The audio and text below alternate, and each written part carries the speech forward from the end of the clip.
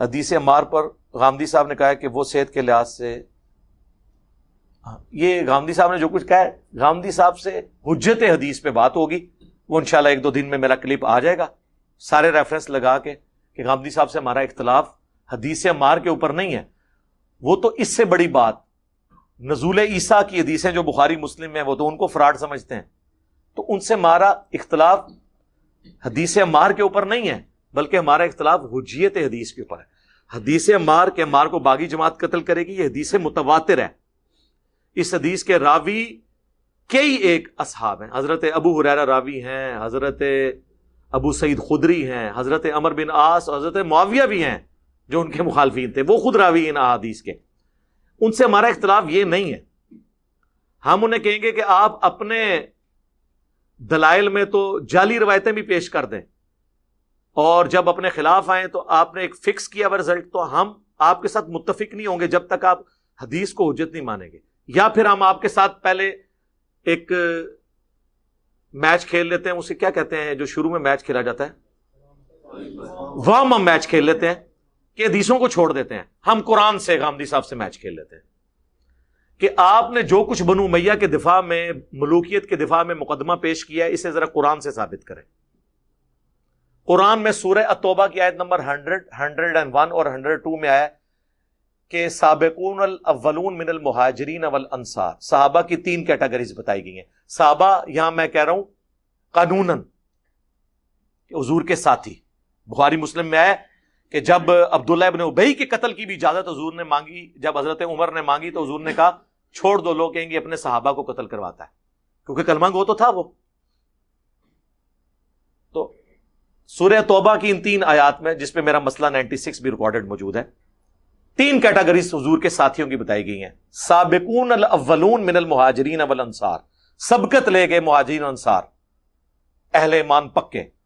دوسرا کہا گیا مدینے کے ارد گرد اور شہر مدینہ میں منافق ہیں جو اتنے پکے ہیں کہ جن کو اے نبی تم بھی نہیں پہچانتے، جن کا نام بعد میں حضرت حذیفہ کو بتایا گیا، جس کے بارے میں مسلم میں حدیث ہے 7035 کہ ان کو دوبیلا پھوڑا نکلے گا اور سینے تک اس کی تپش آئے گی، جو میں نے نہیں کبھی بھی بتانا کہ کس کی موت دوبیلا سے ہوئی ہے، پھوڑے سے۔ اچھا، تیسرا کہا گیا ملے جلے اعمال کرنے والے۔ اب ہمیں غامدی صاحب بتائیں ذرا قرآن سے، یہ 3 لوگ کون ہیں؟ 3 طرح کے، یہ بتائیں کون سے صحابہ ہیں جو سابقون الاولون ہیں، کون سے ہیں جو منافقین تھے جو اس میں گھسے ہوئے، کیونکہ وہ تو صحابہ کو بھی نہیں پتا تھے اور حضور کو بھی بعد میں وہی کے ذریعے بتایا گیا جو صرف حذیفہ کو پتہ ہے، باقیوں کو نہیں بتایا گیا۔ اور تیسرے ملے جلے اعمال کرنے والے، جن کو اللہ تعالیٰ مستقبل میں جج کرے گا، ان کو تو چھوڑ دیں۔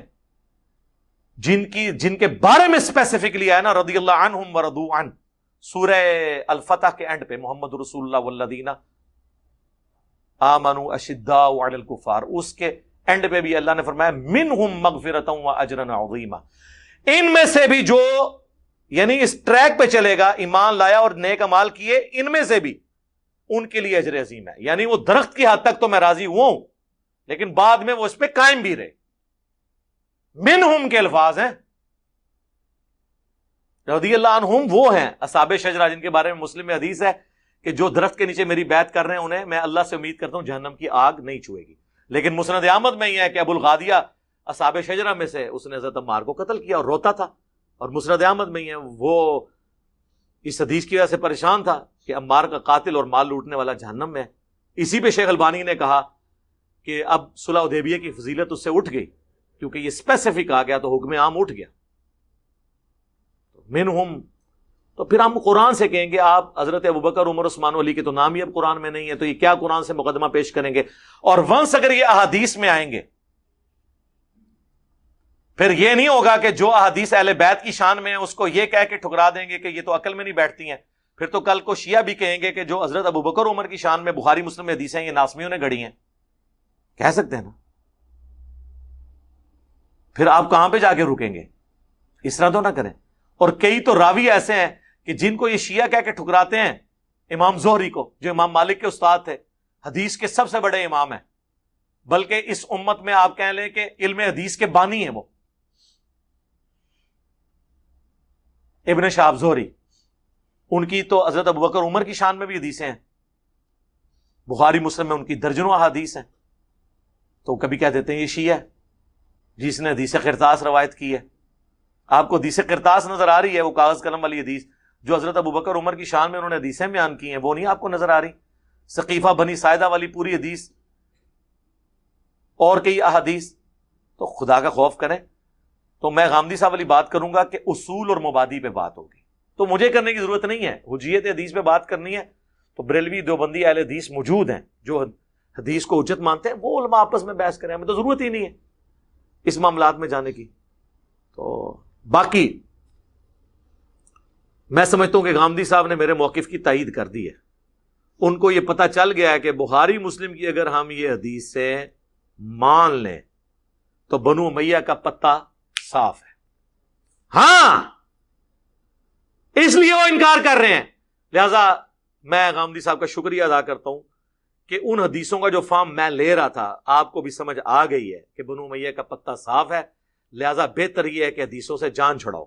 جس طرح حنفیوں نے بخاری مسلم کی رفع الیدین والی حدیثوں کو کہا کہ جی یہ تو جو ہے نا وہ آپس میں یعنی ان میں ایمبیگوٹی موجود ہے، تو اس لیے ہم ان کا انکار کرتے ہیں. تو غامدی صاحب دراصل، اور یہ غامدی صاحب کے ایک اسٹوڈنٹ نے مجھے خود کہا کہ ہم حدیثوں کو اس طرح حجت نہیں مانتے، لیکن جہاں تک آپ کا کربلا والا ریسرچ پیپر ہے اس معاملے میں ہم آپ کے ساتھ ہیں کہ اہل حدیث دیوبند اور بریلوی جھوٹے ہیں، آپ سچے ہیں، کیونکہ جن چیزوں کو وہ مانے ہوئے ہیں اس سے وہی رزلٹ نکلتا ہے جو آپ نکال رہے ہیں. ان کو چاہیے کہ منکرین حدیث ہو جائیں ہماری طرح. تو میں نے کہا میں تو بہت عرصے سے کہہ رہا ہوں کہ ہمارا ریسرچ پیپر پڑھ کے یا پکے اہل حدیث ہوں گے، پکے سنی ہوں گے، یا وہی ہوں گے جو میں ان کو شروع سے کہہ رہا ہوں ٹون قرآن و حدیث کو چھوڑ کے اپنے بابوں کی تعلیمات پر. تو اسی طریقے سے آپ سمجھیں اس بات کو، اصول پہ بات ہوگی. قادیانی آ کے ہم سے یہ کہیں گے نا کہ جی ہم حنفی ہیں تو ہم رفع دین نہیں کرتے، آپ رفع دین کیوں کرتے ہیں؟ ہم کہیں گے نہیں، ہمارا آپ سے اصولی اختلاف ہے کہ آپ نے جھوٹی نبوت کلیم کی ہے. جب تک ختم نبوت پہ بات نہیں ہوگی ہم آگے کسی جگہ بات نہیں کریں گے. اسی طریقے سے دیوبندیوں سے المحند پہ بات ہوگی تو اگلی باتیں ہوں گی. غامدی صاحب سے حجیت حدیث پہ بات ہوگی اگر کرنی ہوگی، مجھے نہیں کرنے کی ضرورت، کیونکہ اس وقت غامدی صاحب کی وجہ سے جو افطار ٹوٹی ہے مجھ پہ تو ٹوٹی ہی نہیں ہے، وہ تو میرے حق میں ہے، کیونکہ انہیں پتہ ہے، انہوں نے اس میں خود بول کے کہا ہے کہ آپ کو پتہ ہے یہ اس حدیث کا مطلب کیا ہے پھر بخاری کی، کہ عمار انہیں جنت کی طرف بلائے گا اور وہ جماعت دوزخ کی طرف بلائے گی. جی ہمیں پتہ ہے، ہمارے مخالفین کو بھی پتہ ہے. ٹھیک ہے، تو یہ چھوڑ دیں. غامدی صاحب سے ہمیں کوئی گلہ نہیں ہے، ہم بلکہ ان کا شکریہ ادا کرتے ہیں کہ انہوں نے ہمارا مقدمہ مانا ہے، اور انہوں نے ہمیں ضرورت ہی نہیں. غامدی صاحب تو ہمارے کمپٹیٹر ہی نہیں ہے.